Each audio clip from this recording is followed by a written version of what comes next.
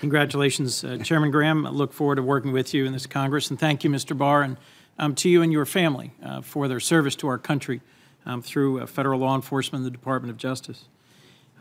You just faced some questioning from Senator Cruz about your own confirmation hearing back in 1991, and I'd like to take us back to a previous confirmation hearing, which was at a more similar time to today than 1991, 1973.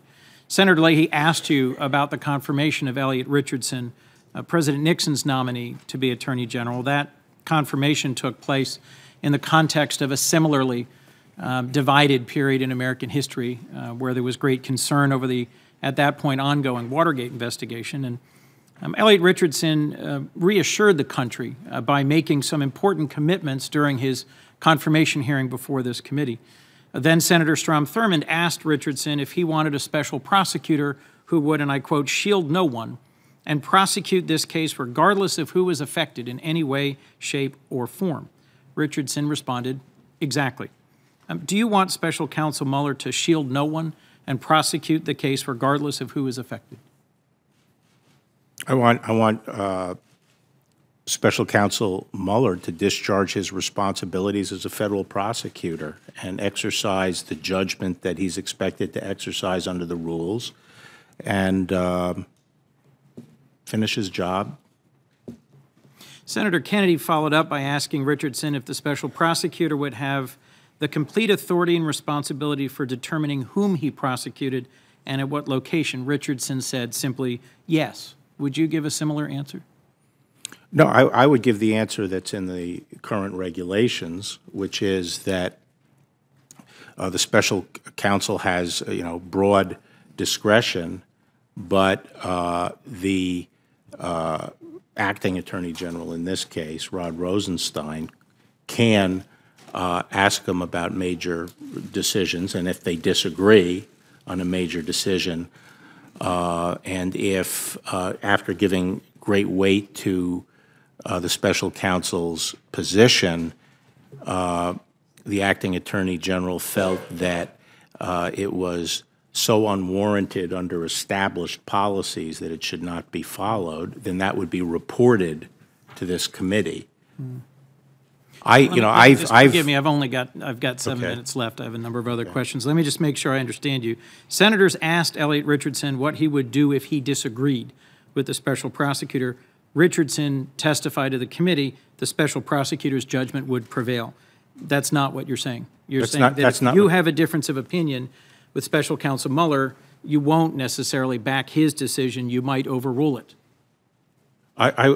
Under the regulations, there is the possibility of that, but this committee would not, would be aware of it. A lot of water has gone under the dam since Elliot Richardson, and a lot of different administrations on both parties have experimented with special counsel arrangements. Well, and the existing rules, I think, reflect the experience of both Republican and Democratic administrations and strike the right balance. They are put together in the Clinton administration after Ken Starr's investigation. That's right. So the current regulations on the books right now prevent the Attorney General from firing without cause the special counsel. They require misconduct, dereliction of duty, incapacity, conflict. Will you follow that standard? Of course. What if the president asked you to rescind or change those special counsel regulations? I think those special counsel regulations should stay in place for the duration of this investigation, and we can do a postmortem then, but I have no reason to think they're not working. So most famously, when directed by President Nixon to fire the special counsel, the prosecutor investigating Watergate, Richardson refused and resigned instead, as we all well know. If the president directed you to change those regulations and then fire Mueller, or simply directly fired Mueller, would you follow Richardson's example and resign instead? Assuming there was no good cause? Assuming no good cause. I would not carry out that instruction. Let me bring us forward to your 1991 hearing in front of this committee. You explained at the time how you would handle the BCCI case, and ironically, Robert Mueller, the same individual, was at that point the head of the criminal division. And you testified that you had directed Mueller to spare no resources, use whatever resources are necessary, and pursue the investigation as aggressively as possible and follow the evidence anywhere and everywhere it leads. Would you give similar direction to Robert Mueller today? I don't think he needs that direction. I think that's what he's doing. You also said at that hearing that Robert Mueller in that investigation had full cooperation, full support, and carte blanche. Could he expect a similar level of support from you as Attorney General? Yeah, he will. As I said, I'm going to carry out those regulations, and I want him to finish this investigation. I think we all do. And I am encouraged by things you've said about this and just want to make sure we've had as clear a conversation as we can. Attorney General Richardson also testified the relationship between the President and the Justice Department should be arm's length. You've said similar things about the importance of shielding the department from political influence. Can you make a similar commitment to us to maintain an arm's length relationship between the Justice Department and the President regarding the special counsel investigation and other investigations? Yeah, well, remember I said that there are like 3 different functions generally that the Attorney General performs. I think on the enforcement side, especially where matters are of either personal or political interest to people at the White House, then there has to be an arm's length relationship. The White House counsel can play a constructive role in that as well. Let me ask, if the President asked for information that could well be used to interfere with the special counsel investigation, to misdirect or curtail it in some way, would you give it to him? No, I mean, there are rules on what kind of information can flow and what kind of communications can go between the White House, and I would follow those. But the basic principle is that the integrity of an investigation has to be protected. There are times where you can share information that wouldn't threaten the integrity of an investigation, like, for example, when I was Attorney General and we were investigating something that related to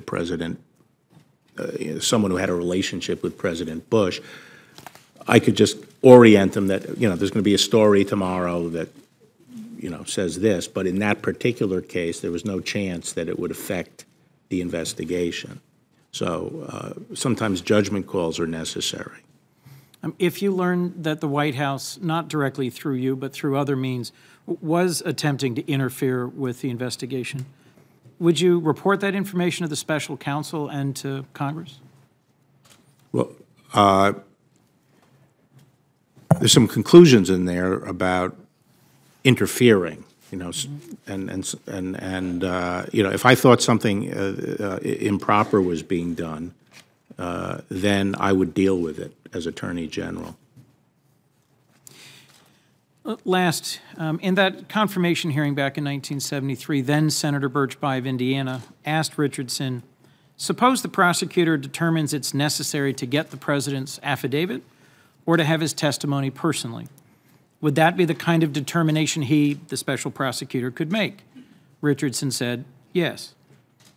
Will you give a similar answer today that you won't interfere with Special Counsel Mueller seeking testimony from the president? I think, as I say, the regulations currently provide some avenue if there's some disagreement.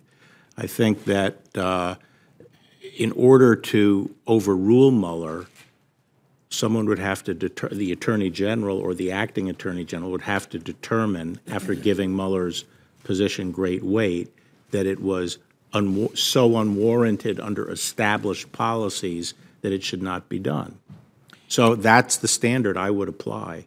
But I'm not going to surrender the regulations give some responsibility to the Attorney General to have this sort of general not day-to-day supervision, but sort of be there in case something really transcends the established policies. I'm not surrendering that responsibility. I'm not pledging it away.